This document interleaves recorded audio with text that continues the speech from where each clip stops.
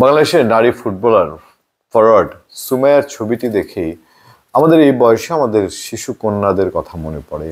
আমার কন্যা, আপনার কন্যা, যারা এই বয়সী মুখটি মনে পড়ে একটা নির্মল স্বাভাবিক একটা একটা আমাদের কাছে একটা শিশুতোষ চেহারা। কারণ 23 বছর বয়সী একজন একটা তরুণী, তার যে আকুতির কথা আমরা জানছি পত্রপত্রিকা, এটা যে কারোই বুকে একটা মোচড় দিবে।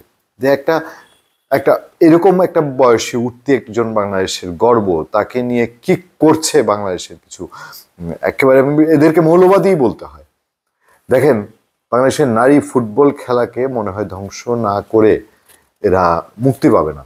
এসব চক্রান্ত আগে থেকেই চলছে। এই বাফুফে নারী ফুটবলারদের ওয়ার্ল্ড কাপে যাওয়ার মতন টাকা দিতে চায় না, সে আওয়ামী লীগ আমল থেকে। তারপর সম্প্রতি দেখেন জয়পুরহাটে নারীদেরকে ফুটবল খেলতে দেওয়া হলো না, এ নাকি অনইসলামিক হ্যান ত্যান বলে লাঠি সোটা নিয়ে টুপি পরা পাঞ্জাবি পরা লোকজন ওখানে গিয়ে ঝাঁপিয়ে পড়লো।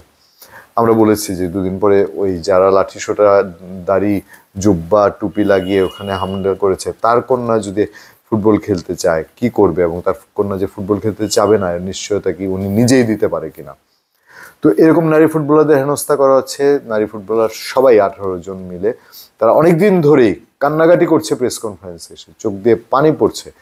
আমাদের ফুটবলারদের তাদের ইন্টারেস্ট না দেখে, তাদের দাবি দেওয়ার প্রতি ন্যূনতম সম্মান না দেখিয়ে কোচ বাটলারের প্রতি দরদে একেবারে একাকার সারা জাতির সেন্টিমেন্ট যেখানে নারী ফুটবলারদের কারণে। এইখানে এই সুমাইয়া কেন বাফুকে চিঠি লিখলো, ইংরেজিতে চিঠি লিখেছে, সে জাপানে পড়াশোনা করেছে, জাপানে বড় হয়েছে, সেই মেয়েটি ইংরেজিতে চিঠি লিখেছে, কমিটি ডেকে জানতে চেয়েছে যে কে চিঠি লিখেছে, সবাই বলেছে সুমাইয়া, সুমাইয়া স্বীকার করেছে সে লিখেছে। এরপর থেকে এই মেয়েটিকে হেন কোনো হুমকি নাই দেওয়া হচ্ছে না। খবরটি আমাদের সামনে আছে, চলুন সামান্য একটু চোখ বুলিয়ে নিব। যেখানে প্রথম আলোই হেডলাইন করেছে, হেডলাইনটি হচ্ছে এরকম যে ধর্ষণ ও হত্যার হুমকি পাচ্ছেন বলে দাবি সুমাইয়ার। প্রথমে বলা হচ্ছে পিটার বাটলারকে আবারও বাংলাদেশের জাতীয় নারী ফুটবল দলের কোচ করে আনায় বিদ্রোহের ডাক দিয়েছেন ফুটবলাররা। 18 জন বিদ্রোহী ফুটবলার সম্প্রতি এক চিঠিতে বাফুকে জানিয়ে দিয়েছেন বাটলার কোচ থাকলে বাংলাদেশের হয়ে খেলা দূরে থাক, অনুশীলন ক্যাম্পে অংশ নেবেন না এবং প্রয়োজনে গণ অবসরে যাবেন। এরপর ঘটনাটি আরও বিস্তারিত তুলে ধরেছে। সুমাইয়া তার ফেসবুক স্ট্যাটাসে শুরুতে সালাম জানিয়ে সুমাইয়া লিখেছেন, আমার নাম মাতসুশিমা সুমাইয়া, আমি বাংলাদেশ জাতীয় নারী ফুটবল দলের একজন খেলোয়াড়।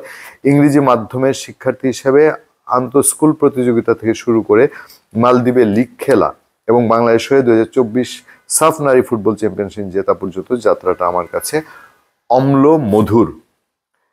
বাংলাদেশে এখন পর্যন্ত 7 ম্যাচ খেলার সময় আরও লিখেন, যখন থেকে আমি এই পথ ফুটবলকে বেছে নিয়েছি আমার স্বপ্ন ছিল তরুণ শিক্ষার্থীদের অনুপ্রাণিত করা।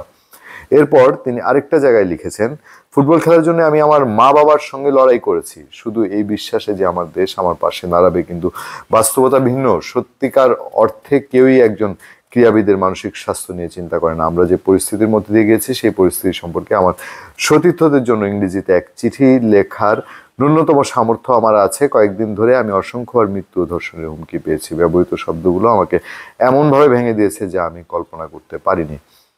একজন নারী ফুটবলারের এই আকুতি, এই যে তার অসহায় অবস্থা, বাংলাদেশের আইন শৃঙ্খলা বাহিনী এখন প্রযুক্তির দিক দিয়ে অনেক এগিয়ে, অনেক শক্তিশালী। তারা হোয়াটসঅ্যাপ ট্র্যাক করতে পারে, তারা ফেসবুক অনায়াসে করতে পারে, ফোন ট্র্যাক করতে পারে। আচ্ছা, এখন কি বলা হবে যে আমরা কোনো অভিযোগ পাইনি? একটা ট্রেডিশনাল দাবি আছে না আইন শৃঙ্খলা বাহিনীর, পুলিশের, যে আমাদের তো কোনো অভিযোগ দেয়নি। আর অভিযোগ ছাড়া বাংলাদেশে কত কীর্তি কারখানা হচ্ছে।